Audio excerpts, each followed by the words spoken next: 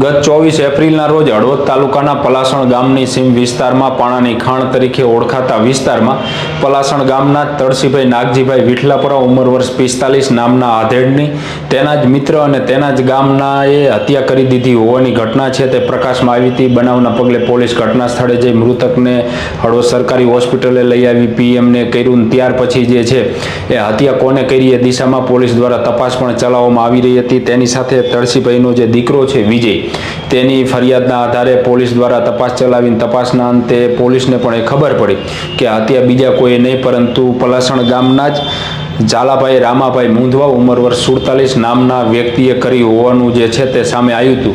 તેની સાથે પોલીસની તપાસમાં એ પણ જાણવા મળ્યું છે, કારણ કે જ્યારે ઝાલાભાઈની ધરપકડને કરવામાં આવી અને પોલીસે તપાસ કરી કે હત્યા શા માટે કરી છે તો એ પણ પોલીસની તપાસમાં સામે આવ્યું છે કે જૂના બંદૂકને લઈ અને ઝાલાભાઈ જે છે તે અને તરસીભાઈ જે છે એ બાઇક ઉપર 24 તારીખે નીકળ્યા હતા અને પાણાની ખાણ છે એ બાજુ ગયા હતા। ત્યાર પછી ઝાલાભાઈએ જૂના બંદૂકને લઈ અને તરસીભાઈને માથાના ભાગે પથ્થરના ઘા મારી અને તેઓની હત્યા નિપજાવી દીધી હોવાની ઘટના છે એ સામે આવી છે।